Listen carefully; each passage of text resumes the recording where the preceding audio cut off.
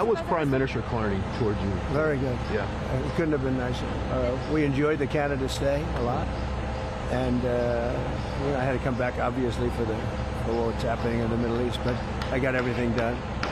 He's a good man. I think Carney's a good man. Very well, a good representative of Canada. You think he's liked by the people? I think so, yeah.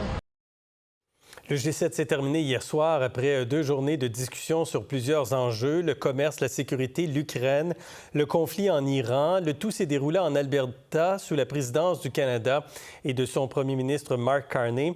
Le président Trump a quitté la rencontre après 24 heures, mais il a salué le travail donc du Canada et du premier ministre. Avec nous, le ministre fédéral François-Philippe Champagne. Bonsoir, M. Champagne.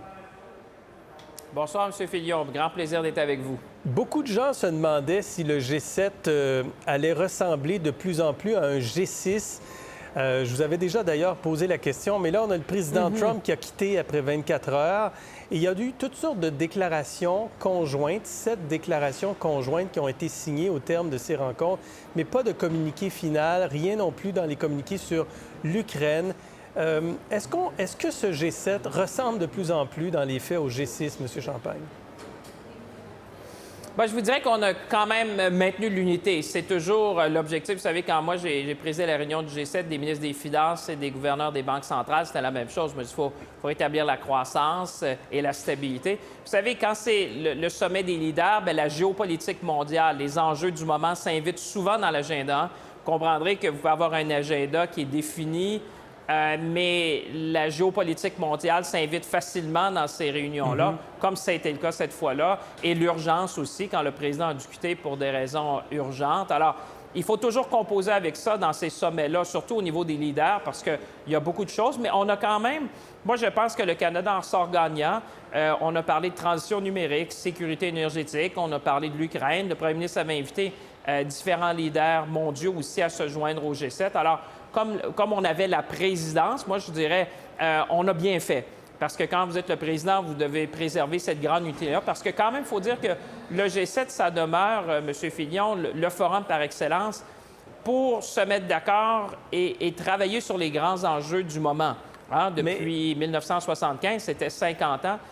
Ça a toujours été le forum par excellence. Évidemment, il y a des tensions à différents moments, mais de préserver l'unité, je pense que c'était la tâche première que le Canada devait faire. En même temps, vous dites se mettre d'accord, mais on s'est mis d'accord sur peu de choses, finalement. Oui, il y a des déclarations communes, mais par exemple, une déclaration sur l'Ukraine ou un communiqué final, ou toute la question des tarifs douaniers, le président qui s'absente, finalement, départ précipité. Jusqu'à quel point ce G7 est vraiment unificateur au final? Bien, moi, je pense que de rassembler tout le monde, de discuter, vous savez, il y a toujours des tensions. C'est normal parce que toute cette situation-là des tarifs complique beaucoup les choses, parce qu'il y a des grands enjeux dans lesquels on doit coopérer ensemble, mais en même temps, on fait face, la plupart tous les pays du G7 font face à des tarifs de la part de leur plus grand allié, les Américains. Alors, c'est sûr qu'on veut travailler ensemble, on est conscient des grands enjeux au niveau économique, géopolitique. On a parlé des questions de dumping, de la surcapacité de production de certains pays, comment on peut protéger nos économies. Mais c'est un peu la même discussion qu'on avait eue nous aussi, c'est-à-dire qu'en même temps qu'on nous demande de faire plus pour travailler ensemble, bien, on fait face à des tarifs de nos plus grands partenaires économiques. Alors, c'est sûr que ça complique les choses et vous en conviendrez, on vit quand même une situation assez particulière en termes de géopolitique mondiale avec une guerre en Europe, des tensions au Moyen-Orient, des tensions aussi du côté du détroit de Taïwan. Alors, c'est beaucoup de choses en même temps quand vous réunissez les leaders pour essayer de faire des choses. Mais on a parlé de transition, comme je disais, la transition numérique, on a parlé de sécurité énergétique, de minéraux critiques.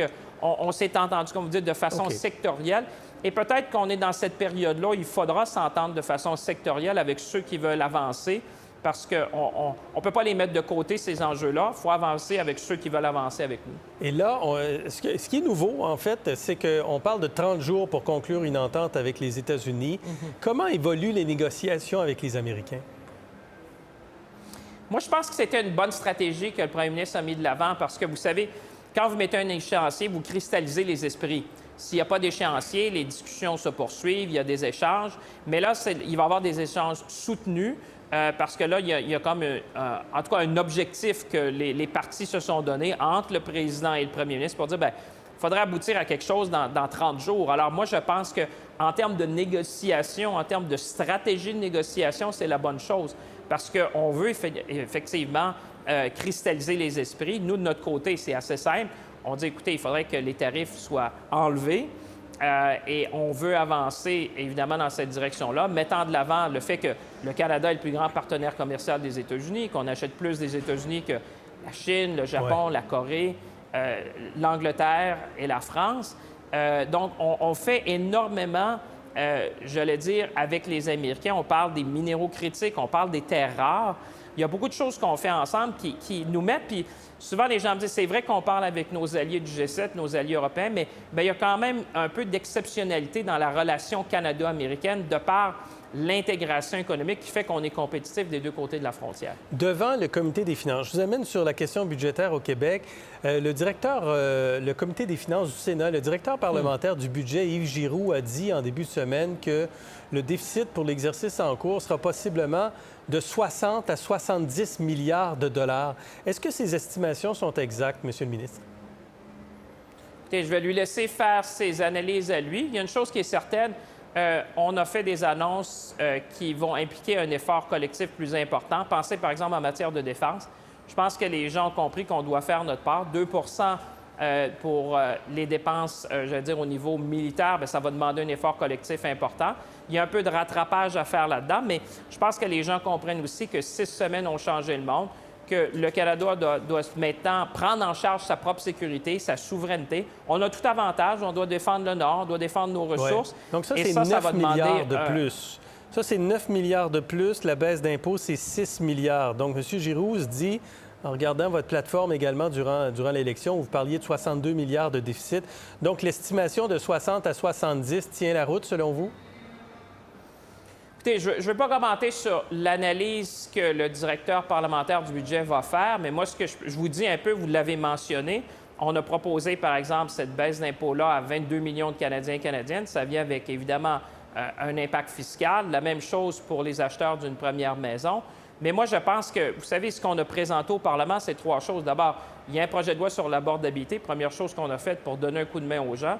Deuxièmement, vous avez un projet de loi sur la frontière. Et troisièmement, sur l'économie canadienne, parce que là-dessus, oui, il y a des investissements qu'on doit faire, des dépenses qu'on devra engager, mais en même temps, on a, je pense, ce désir-là collectif. Moi, je n'ai jamais senti autant d'unité nationale du premier ministre avec les premiers ministres provinciaux de faire de grandes choses au pays. On parle des grands projets d'intérêt national qui vont nous permettre aussi de faire de la croissance économique parce que, vous savez comme moi, il y a les deux côtés. Il y a d'un côté la croissance, d'un autre côté, il y aura les dépenses de l'État.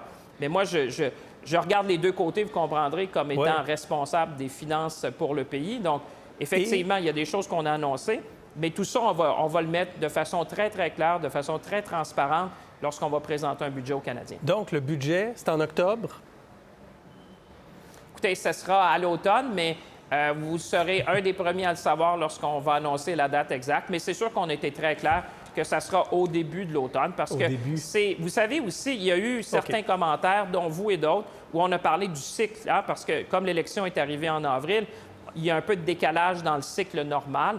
Et moi, je souhaite qu'à terme, qu'on revienne vers un cycle normal où on puisse présenter des budgets au bon moment dans l'année pour que tout le monde puisse s'aligner avec les provinces, qu'il y ait de la transparence pour les citoyens, pour les différents intervenants. Donc là, on doit faire ça à l'automne. Et je pense que les gens comprennent qu'entre les deux, vous savez, vous avez le sommet de l'OTAN sur les dépenses militaires. Vous avez encore cette incertitude-là commerciale avec les Américains. Il y a aussi, nous, ce qu'on veut faire, avoir un gouvernement plus efficace. Donc, il faut aller chercher des épargnes de ce côté-là. Moi, je pense qu'en automne, on va avoir on va être en meilleure position pour donner un cadre clair aux Canadiens. On va suivre ça avec beaucoup d'intérêt. Merci, M. Champagne. Bon été. Merci à vous. Bonne soirée à vous. Merci. Pour voir nos émissions en entier, rendez-vous sur la chaîne Ici RDI.